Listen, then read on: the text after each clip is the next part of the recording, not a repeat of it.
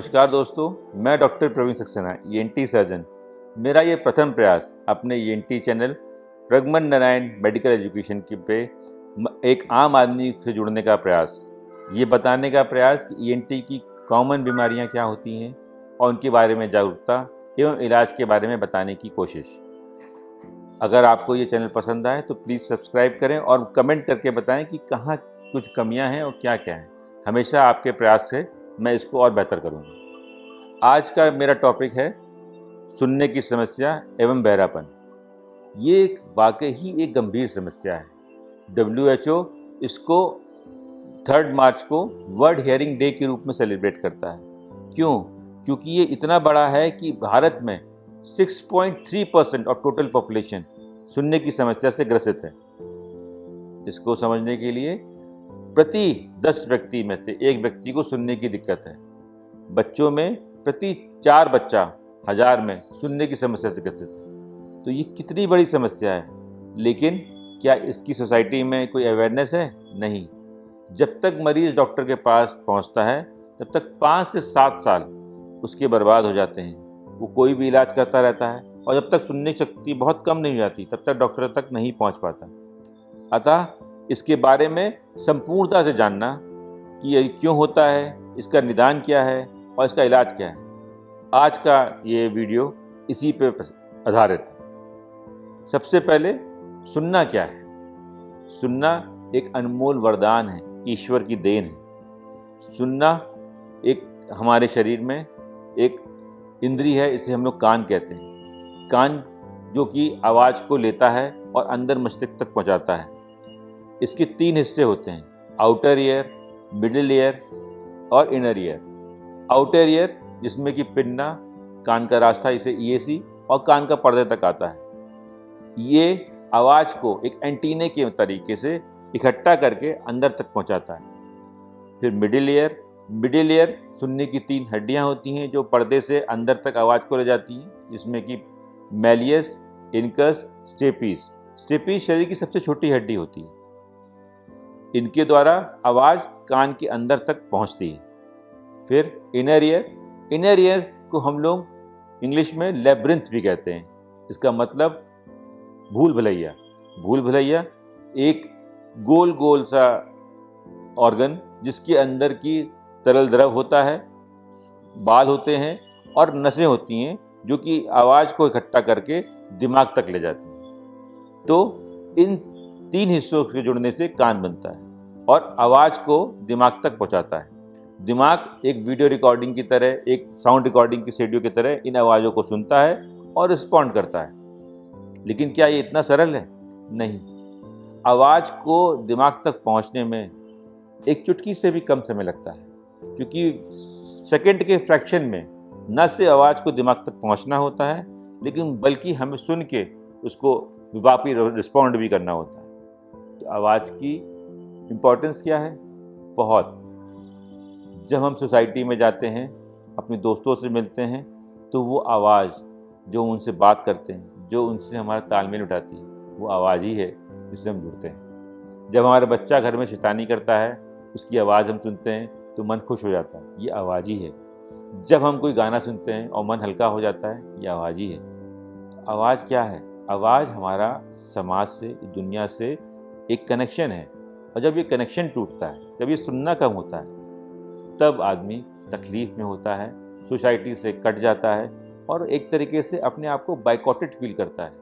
लेकिन इलाज के द्वारा समझें 60% सुनना रोकथाम किया जा सकता है, सुधारा जा सकता है और मरीज को ठीक किया जा सकता है। तो इसका मतलब क्या है?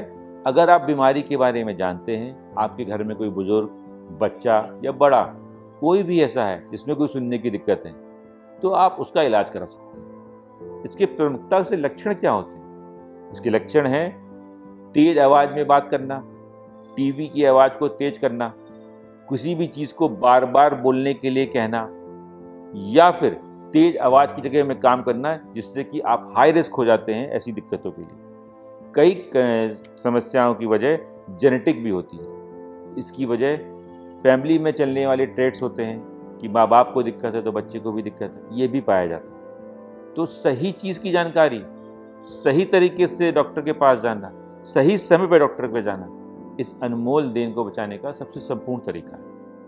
आइए अब कान के हिस्सों के हिसाब से बीमारी को डिवाइड करके और किस किस तरीके के सुनने की कमी होती है, इसके बारे में हम लोग विस्तार से बात करते हैं। सबसे पहले बाहरी हिस्सा। बाहरी हिस्सा जो कि पिन्ना से लेके कान के पर्दे तक जाता है, इसमें दिक्कतें क्या होती हैं? कई बार पिन्ना बना नहीं होता है। जब बना नहीं होता है तो आवाज़ इकट्ठा नहीं हो पाती, तो सुनने की शक्ति में थोड़ी सी कमी आती है। तो इसका क्या इलाज संभव है? बिल्कुल संभव है। इसको हम लोग पिन्नाप्लास्टी कह सकते हैं। ना सिर्फ कान का बाहरी हिस्सा देखने में सुंदर हो जाता है, लेकिन आवाज़ की एंटीना की तरह आवाज़ को ठीक से रिसीव करने की क्षमता कान की बढ़ जाती है और मरीज को सुनने में फ़ायदा होता है।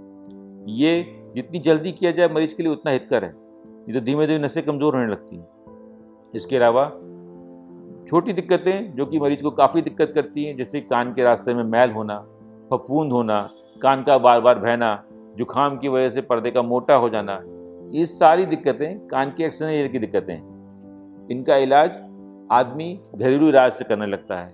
मैल किसी से भी निकलवाना, कोई भी दवा खा लेना, ये बिल्कुल गलत है। कान में अपने हाथ से मैल निकालना या बड का इस्तेमाल करना, ये पूर्णतः वर्जित है। कान में तेल डालना पूर्णतः वर्जित है। कान को उतना ही हिफाजत से रखें जैसे अपने मोबाइल को रखते हैं। मोबाइल में क्या आप पिन डालते हैं? नहीं डालते हैं। क्या मोबाइल को तेज आवाज़ में चलाते हैं? नहीं चलाते हैं। क्या मोबाइल को पानी में डाल देते हैं? नहीं डालते। कान को भी उतना ही प्रेम दें, ना उसमें तेल डालें, ना उसमें बड डालें, ना उसमें कुछ करें। कोई भी दिक्कत आने पे उसके स्पेशलिस्ट दुकानदार को, उसके स्पेशलिस्ट ईएनटी सर्जन को दिखाएं। वो आपको सही से बताएगा, वो आपकी सही जांच करेगा, वो सही निदान करेगा और आप इस समस्या से काफ़ी हद तक निजात पा जाएंगे। चलिए, अभी हमने एक्सटर्नल ईयर की बात की, अब हम मिडिल ईयर की तरफ बढ़ते हैं। मिडिल ईयर में सुनने की 3 हड्डियाँ होती हैं प्रमुखता से, मैलियस, इनकस, स्टेपिस, जो मैंने आपको पहले बताया था। याद करने के लिए MIS। स्टेपिस सबसे छोटी हड्डी होती है लेकिन सबसे कारगर हड्डी होती है, क्योंकि ये मिडिल ईयर से इनर ईयर में आवाज़ को ले जाती है। जब कान बहता है तो यही हड्डियां गल जाती हैं और इनके गलने की वजह से आवाज़ की तरंगों का कान के इनर ईयर में, एक्सटर्नल और इनर ईयर का तालमेल टूट जाता है। तो क्या इसका इलाज संभव है? बिल्कुल। कान के बहने का, मवाद के आने का, सीएसएम का इलाज ऑपरेशन द्वारा संभव है। इस ऑपरेशन को हम लोग टिम्पैनोप्लास्टी कहते हैं, जिसमें कि हम कान की सुनने की हड्डियों को दोबारा रिपेयर, मैनेज करते हैं, नई हड्डी लगाते हैं या कुछ भी उसमें चेंजेस करके उस मरीज का सुनना नॉर्मल लाने की कोशिश करते हैं और मरीज काफ़ी हद तक पूर्णतः नॉर्मल इंसान की तरह सुनने लगता है। तो क्या देर करना सही है? नहीं। अगर मरीज का सुनना धीमे धीमे कम होता चला जाएगा तो ये रिकवर नहीं हो पाएगा। तो सही समय पर अगर मरीज का कान के बहने का ऑपरेशन होता है तो मरीज के लिए हितकर रहेगा। इसके अलावा मरीज का जैसे कि बार बार जुकाम होता है, क्योंकि एक नली होती है कान के पर्दे के पीछे से, स्टेशन ट्यूब कहते हैं, वो नली बार बार जुकाम होना या कान के पर्दे के पीछे खिंचाव पड़ना। कई बार आप एरोप्लेन में जाते हैं, barotrauma. What is barotrauma? Sudden आपकी नली बंद हो जाती है, पर्दा खिंच जाता है, कान के पीछे खून आ जाता है और नसें कमज़ोर हो जाती हैं या फिर आवाज़ अंदर नहीं जा पाती और ये कई बार परमानेंट हो जाता है। तो इसमें देर ना करें, तुरंत डॉक्टर की सलाह लें और उसका इलाज कराएं। इसके अलावा अब इनर ईयर की बात करते हैं। इनर ईयर बहुत ही महत्वपूर्ण है क्योंकि ये एक वाद्य यंत्र है। इसको समझाने का मैं छोटा सा प्रयास करता हूँ। इसको ऐसे समझिए कि एक पियानो है जिसको कि ईश्वर ने गोल गोल घुमा घुमा के 2.5 चक्का सर्कल में बना के कान के अंदर रखा है। इस चक्के का शुरुआती हिस्सा हल्की मध्यम आवाज़ें बालों के द्वारा लेता है और अंदर का हिस्सा बेसल टन हाई फ्रिक्वेंसी को लेता है। किसी भी हिस्से की आने वाली दिक्कत उस हिस्से की आवाज़ को कम कर देगी। अगर शुरुआती होगा तो धीमी आवाज़ नहीं सुनाई देगी मरीज को, बल्कि वो तेज़ सुन सकेगा। अगर वो अंदर का हिस्सा होगा या हाई फ्रिक्वेंसी होगा तो वो तेज़ आवाज़ नहीं सुन पाएगा। तो इस तरीके से भी हम डिफ्रेंशिएट कर सकते हैं, पहचान सकते हैं कि कान के किस हिस्से में दिक्कत आई है, और उसकी पहचान करने से ये है कि हम उसका इलाज करेंगे। तो क्या ज़रूरी है? ये जानना, जांच कराना इनर ईयर में कहाँ कोई दिक्कत है। तो इसके लिए बड़े सिंपल टेस्ट होते हैं जिसे हम लोग PTA, प्योटोन ऑडियोमेट्री कहते हैं, पैरा कहते हैं। इसकी इम्पोर्टेंस नवजात बच्चों में बहुत ज़्यादा होती है, क्योंकि जो बच्चा जन्म से पैदा होता है उसकी जांच होना बहुत ज़रूरी है। और ये जांच WHO द्वारा हर बड़े शहरों में अस्पतालों में हो रही है। दुर्भावश ये हमारे गांव तक नहीं पहुंच पा रही, क्योंकि जो बच्चा पैदा होता है उसका एक बिना किसी ज़्यादा कुछ किए 1 दिन के बच्चे की भी एक मशीन होती है OAE, ऑटो अकोस्टिक एमिशन, उसके द्वारा उसकी सुनने की जांच की जाती है और मशीन 15 सेकंड में बता देती है कि बच्चा सुन सकता नहीं सुन सकता। अगर हम ऐसे बच्चों को डिफरेंशिएट कर लें, उनको अलग करके हाई रिस्क बच्चों को लेते हुए उनकी जांच कर लें और समय पे उनको कॉक्लियर इम्प्लांट जैसी सुविधाएं दे दें, तो वो बच्चा एक नॉर्मल बच्चे की तरह एक नॉर्मल धारा में आ जाएगा, वो नॉर्मल सुनेगा, नॉर्मल बड़ा होगा और फिर वो अपने आप को विकलांग नहीं समझेगा, वो बहरा नहीं रहेगा। तो कितनी महत्वपूर्ण जानकारी है ये इस तरीके की कि हमें न सिर्फ प्रिवेंटिव मतलब जांच करनी चाहिए, ढूंढना चाहिए। हम अपना ब्लड टेस्ट करा लेते हैं, अपने आई टेस्ट करा लेते हैं, लेकिन कान की जांच पे हम लोग ना बच्चों पे ना बड़ों पे ध्यान देते हैं। तो ये बहुत ज़रूरी है कि जब आप अपना ईयरली या 2 साल में अपना जांच कराएं तो सुनने की जांच भी कराएं। और हर बच्चा जैसे उसके वैक्सीनेशन कार्ड होता है उसमें उसकी सुनने की जांच अति महत्वपूर्ण है, वो ज़रूर होनी चाहिए। तो इन ईयर के अंदर ये चीज़ बहुत इंपॉर्टेंट है। इसके अलावा कई जेनेटिक बीमारियां होती हैं जिनकी वजह से होती है, उनको जानकर उनका प्रिवेंशन या कैसे बच्चे को जल्दी से हेयरिंग एड दिया जाए ये जानना बहुत ज़रूरी है। हमारे मन में कई भ्रांतियाँ हैं कि हेयरिंग एड जो है बहुत बड़ा होता है, रेडियो होता है, इसको लगाने से बड़ा दिक्कत होता है। ऐसा कुछ नहीं। ये आज हमारा विज्ञान इतना विकसित है, इतनी अच्छी मशीनें हैं जो मरीज को सुनने को बचा सकता है। तो इसके लिए क्या ज़रूरी है? समय पे ENT डॉक्टर के पास जाना। लोग कहते हैं कि मुझे सुनाई नहीं दे रहा और मेरे पास आते हैं, तो मैं कहता हूँ बहुत अच्छा है, कम से कम तुम अपनी बीवी की आवाज़ से तो बचते हो। लेकिन अगर तुम सबकी आवाज़ नहीं सुन पाते हो तो ये एक बीमारी है। इस बीमारी से बचने के लिए सही समय पे अपने डॉक्टर से मिलें। सुनना एक वरदान है, इसको ऐसे ना गंवाएं। और इसके बारे में आपको जानना हो तो फर्दर आप हमारे ईमेल आईडी पे या वेबसाइट पे हमसे संपर्क कर सकते हैं। आपकी सुझाव के लिए मैं हमेशा उपलब्ध हूँ और आपको ये चैनल कैसा लगा इसके बारे में हमें ज़रूर बताएं।